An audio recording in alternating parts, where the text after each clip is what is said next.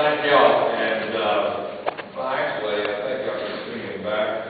We'll try without, I'll stand up taller so my hair, my head won't flare under the lines in the back. It's great to be with you, and I want to thank the Chamber of Commerce and those who organized this. You know, for many years I was in the private sector, built a number of private sector firms, and for the years before I became mayor of the city, for 7 years, I was on the executive committee of the chamber. We would have functions like this from time to time, and I got to tell you, the groundwork you led in talking about employment opportunities and job growth can bear fruits. Within my own community, we were able to add more jobs during the time I was mayor. What am I doing? Isn't there somebody making an announcement? Turn your cell phones off.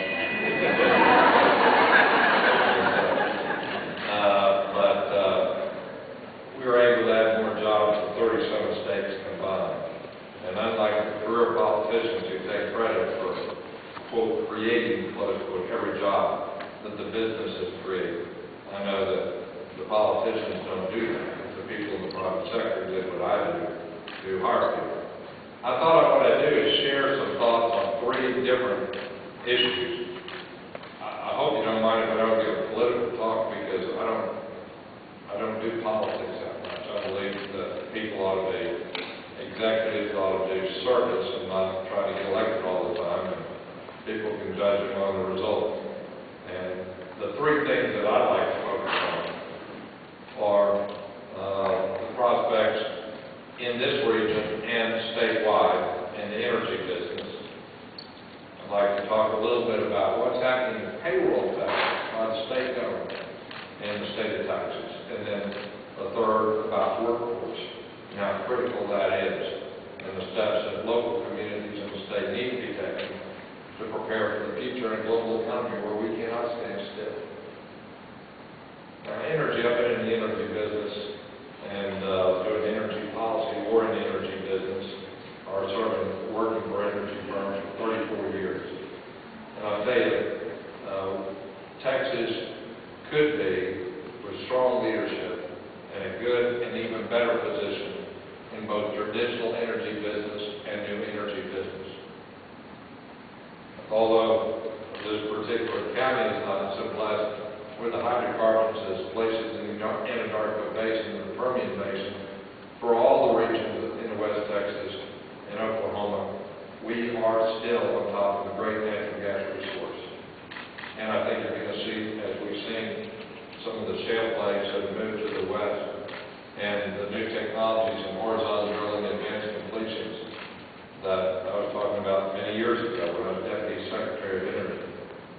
The clean natural gas needs to be and will be an important part of our nation's energy mix, and it's critical that we have people with the skills for those jobs in the future.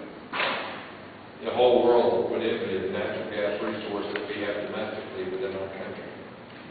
I'll tell you, somebody who's in the energy service business, that there are many skilled jobs that go begging, especially when you see higher gas prices, and they're not your grandfather's jobs in the oil and gas business.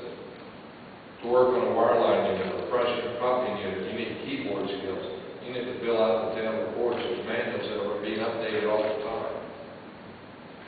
So some of the things that we did in Houston, which could be done statewide, there are, we don't have a lot of hydrocarbons in Harris County, but we're right in the middle of a place where people can see good employment opportunities. So we created energy academies with some of our high schools where people understood that there were high-wage jobs that could be out there, and expose them to those jobs with summer employment, and sometimes had the technical and imparted technical skills and had a curriculum devoted to those jobs. We need to do more of that in this country. And then there's the emerging energy jobs. When I was Deputy Secretary of Energy in the United States, I had 2 big maps on the conference room. And one map was a map of the solar resource of the United States, color-coded, and the other with the wind resource. And we provided seed money for the first wind project in Texas, and it was in West Texas. New York Times wrote an article, I guess, gosh, in 94, 95, Gee Whiz, Man Bites Dog article, where I described the fact that this project could herald a time where wind energy would be a booming business in West Texas, where we were having people planning for those careers, constructing those with the turbine towers and the turbines, and rehabbing them and keeping the lines up. And that includes some of the transmission and distribution you need to get that to market. Now look at what's happening. And this could just be the beginning. We need here in Texas to be the center for the renewable energy business. We have a great solar resource, and that takes leadership, not just people giving speeches, but doing the type of things that we did to get that project started. And this needs to be a center in our community colleges, in our higher ed of places where people learn those jobs. And I'll tell you, currently there was a firm that we bought and helped build in a prior life that did turbine maintenance for conventional turbines on gas-fired power plants. Well, this again is not a job for unskilled labor. This requires good knowledge of material science, of high precision welding, of testing and using automated equipment in order to do testing of blades as turbines grow older. And this could be a great source of jobs for the future. And there needs to be more people taking the leadership like the city of Houston did when I was mayor, when we became the largest single purchaser of renewables of any city, state, bigger than the state of Texas, bigger than any federal agency in the United States, so that we get support to this business, which is booming on the plains of West Texas. We want West Texas winning, by the way. The second thing we need to keep our eye on is holding the state accountable, and those in the state accountable for the payroll taxes that soared on Texas businesses last October.